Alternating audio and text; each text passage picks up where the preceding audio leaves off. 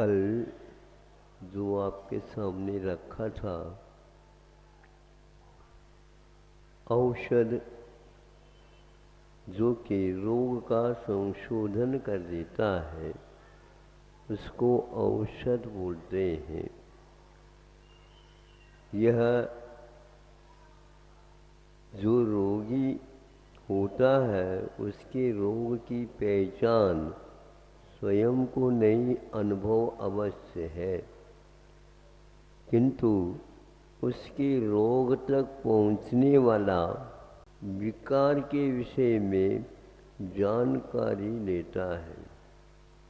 जैसे दूरदर्शन या दूरबीन या दूर पैथी सुनने की अपेक्षा से होती है। टेलीफोन, टेलीपैथी, टेलीविज़न, टेलीकास्ट दूर होता है और दूर की बात को भी बिल्कुल पास जैसे देखता है। 1-2 किलोमीटर दूर भी हो दूरदर्शन यंत्र से वह पास दिखता है। इसी को बोलते हैं टेलीविज़न भी बोलते हैं। तो यह इस प्रकार रोग बहुत दूर है और गहराई में है और अनेक तत्वों से वह आवेष्टित भी है, मिला हुआ रहता है। तो उसमें पहुंच करके वह कार्य करता है, लेकिन एक स्वार्थ के साथ किया जाता है और एक निस्वार्थ के साथ किया जाता है। एक को तो रोग को दूर करने का उद्देश्य करता दूर, किंतु वह पैसे के लोभ लालच के साथ होता है, तो उसकी चिकित्सा में कुछ देरी भी लगती है और उसमें खर्च भी होता है और इसकी चंचलता होने के कारण वह अच्छी चिकित्सा नहीं हो पाती। सब देशों में चिकित्सा पद्धति अपनी अपनी चलती है, किंतु डॉक्टरों के ऊपर आधारित रहता है, वैद्यों के ऊपर आधारित रहता है। तो आकस्मिक भिषक एक शब्द संस्कृत पाठ मिलता है। आकस्मिक भिषक का अर्थ होता है अकारण चिकित्सा करने वाला। अकारण का अर्थ यह वह बदले में कुछ इच्छा नहीं रखता, और बदले में इच्छा नहीं रखता है तो उस कुछ न कुछ तो चाहिए उसके लिए। वह सामने वाला व्यक्ति प्रभावित हो करके इसके योग्य दे देता, उसको भी वह विशेष लोभ राग के साथ नहीं स्वीकारता। ऐसे कई वैद्य लोग आज भी विद्यमान हैं, हमारे पास आ जाते हैं तो उस समय पूछने से ज्ञात होता है कि ऐसे भी वैद्य हैं जो रुपया को, द्रव्य को छूते ही नहीं, छूते ही नहीं, और घर वाले आकर के उसको ले चले जाते हैं। ये कितना दिया, कितना और देना है आदि, वो भी पूछते ही नहीं। ऐसे वैद्य भी मिलते हैं आज के जमाने में, किंतु वैद्य की जो ग्रंथ है वो आज के तो नहीं, तो वह बहुत दूर किसी ने लिखा है और लिखने वाला तो कुछ चाहा ही नहीं, उसके बदले में निरोगता का मात्र उद्देश्य रखता है। हजारों वर्ष के उपरांत में वो भाव, वो तरंगे वहाँ भावों के जो एक प्रकार से व्यवहार ऐसा बंधा हुआ रहता है, वह अपना असर करता रहता है। कोई भी चीज तेल वगैरह लगाते उसकी क्षमता के अनुसार उसका असर उस व्यक्ति के ऊपर बना रहता है। और यदि इसमें मान लो थोड़ा सा मिश्रण कर दे तो बहुत जल्दी मिट भी जाता है। तो इस प्रकार भावों के में मिश्रण होते रहते हैं, दवाइयों का मिश्रण होता रहता है, और द्रव्य जो कच्चा माल बोलना चाहिए उसका भी सम्मिश्रण अनुपात बराबर हो ये नहीं कह सकते। पुराने हो जाए दवाइयाँ, उसकी क्षमताएं कम हो जाती है।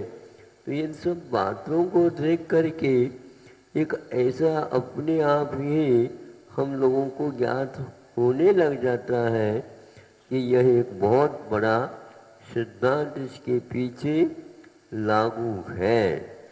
तो ऐसे ही कि यह एक बार पूछा था कि ये ऐसा कौन सा गुण है जो कि कल गाय के बारे में आपने कहा था वह बछड़े तक था सीमित, किंतु अब मालिक मान लो कोई भी रोग से ग्रसित हो जाता है तो वहाँ गाय को ज्ञात हो जाता है, और गाय को ज्ञात हो जाता है तो वह जंगल में चरने के लिए चला जाता है, उसी चीज का चरवण कर लेता है जिसके दूध के माध्यम से उस रोग की चिकित्सा।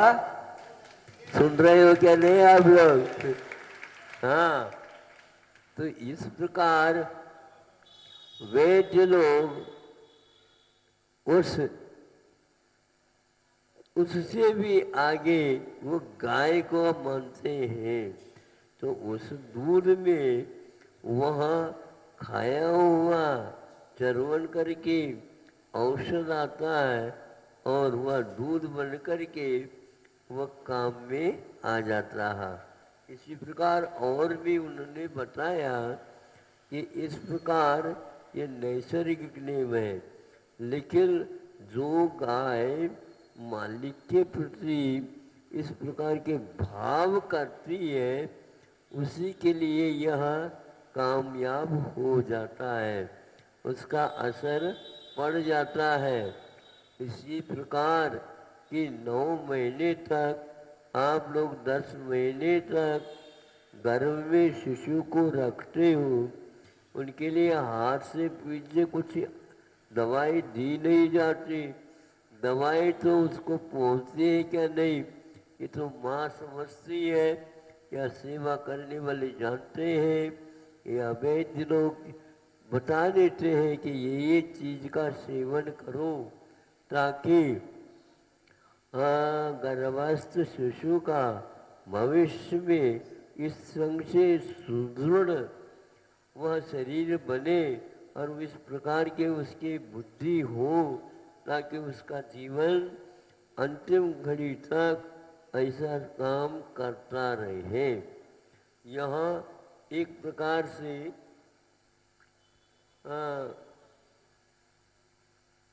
संतान कमीन आ गया, गोमट सार में आता है संतान क्रम से, यानी परंपरा से आया हुआ या खाया हुआ पदार्थ से उसका उस संतान के ऊपर प्रभाव पड़ता है और उसी प्रकार की संरचना हो जाती है उसके रक्त में, और उसमें अन्य अवयवों में भी उसका संचार उस प्रकार से होता है।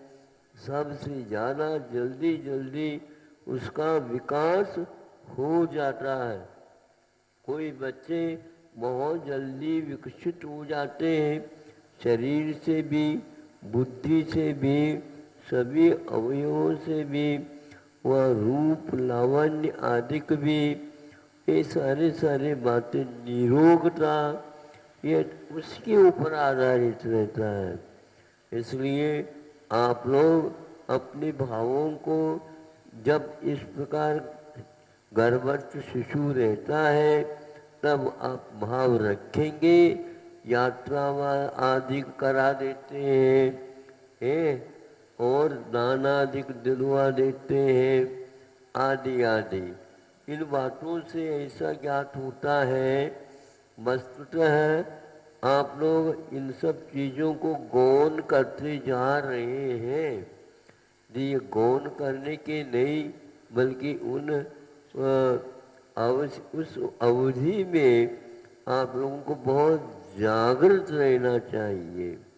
हाँ, यहाँ 72 गुणों में एक ये प्रसूति क्रिया के बारे में उन्होंने उल्लेख दिया है, तो अन्य कोई भी व्यक्ति उसके सहवास में न रहे, किंतु स्वयं ही अपने ही वंश के, यात्री के और आसपास में नाते रिश्ता रखने वाला व्यक्ति ही ये कार्य संपन्न करता है, जिससे किसी के ऊपर हम निमित्त या बदनाम आदि भी न कर सके और वह कार्य हो सके। फिर इसके उपरांत विधान आदि जैसे आगम में बताया उसके अनुसार करके उस कार्य को संपन्न किया जाता है। नामकरण भी किया जाता और भी जो है संस्कार किए जाते हैं, तो कालांतर में बहुत अच्छे कार्य करते हैं। किंतु आज विवाह तक सीमित हो गया है, बाद में कुछ होता पीता नहीं है। लेकिन जो व्यक्ति इसको समझते हैं तो वो आज भी इस प्रकार कार्य करते हैं। तो वह व्यवसाय तो करे, कार्य तो करे, चिकित्सा के काम करे, कुछ भी न ले और उसको छुए तक नहीं। आज तो बार बार देख लेते, भैया गिन तो लो, एक बार गिन लो, एक और बार गिन लो। कोई भरोसा मत रखा करो जमाने का। होता है क्या? नहीं होता, देखने नहीं मिल रहा। लेकिन वो कैसा संकल्प देखो, हम किसी से मांगना तो दूर, हम लेना ही नहीं चाहते, रखना हो तो रख लो। वो पहले से कह रखा, वहाँ अपनी योग्य वो क्या जानेगा, लेकिन फिर भी वहाँ उदारता के साथ ऐसा किया जाता। इसलिए पहले राज वैद्य हुआ करते थे, बड़े बड़े सेठ साहूकार ऐसे कवियों को, शिल्पियों को, वैद्यों को, अनेक प्रकार के अच्छे कार्य करने वालों को रखने वाले, घोड़े के जानकार रखने वाला, हाथियों के जानने वाला, ये सारे होते थे और वैसे ही वह रहते थे। किंतु राजा के द्वारा उन्हें बहुत व्यवस्था अच्छी दी जाती थी और अच्छे कार्यों में उनको भी पुरस्कार के रख करके आगे सभा में बिछवा देते थे, तब काम होता था। आज इस प्रकार का कार्य नहीं के बराबर है, नहीं है ऐसा तो नहीं कह सकता, लेकिन फिर भी मात्रा तो बहुत घटती हुई हो गई है। पहले के सोने में और आज के सोने में भी सुनते हैं अंतर आता जा रहा है। कैरेट के हिसाब से बोलते नहीं, क्या बोलते? हाँ, 24 है, 25 है, 26 है, 24, 22, 23, कोई इस प्रकार के बनता जा रहा है। इसका अर्थ उसका स्तर भी गिरता जा रहा। आगमों में पहले ही कहा है ये बहुमूल्य वस्तुओं की परख आज कम होती चली जा रही है, इसलिए उसका जो लाभ मिलना चाहिए वो नहीं मिल पाता है। इसलिए वह विद्या, वह जानकारी, वह कलाएं, वो सारी सारी जो चीज़ें वो सब समाप्त होती जा रहे हैं। आप प्राचीन इतिहास, प्राचीन ग्रंथों को पढ़ेंगे, अवश्य ही ज्ञात होगा, क्योंकि पूर्वजों ने बनती कोशिश अपने जीवन के लिए इस प्रकार का संकलन करके रख करके चले जाते हैं। वैद्य लोग भी अपने अनुभव से और दवाइयों का निर्माण करके और दवाइयों के मिश्रण से एक दवाइयों की शक्ति और बढ़ती चली जाती है, ऐसा कार्य करते थे। आज भी यदि जानकार मिलता है तो उसको सुरक्षित रखना चाहिए। इस प्रकार उस गाय के द्वारा मालिक की चिकित्सा भी हो सकती है, घर में भी एक प्रकार से वहाँ अपना प्रभाव डाल सकती है, डालती है। इसी को बोलते हैं जो व्यक्ति मनुष्य नहीं है लेकिन मनुष्यों के साथ रहने से मनुष्यों से भी ज़्यादा संवेदन अपने पास रख सकता है और उसके द्वारा सेवा वह कर सकता है। अहिंसा परमो धर्म की।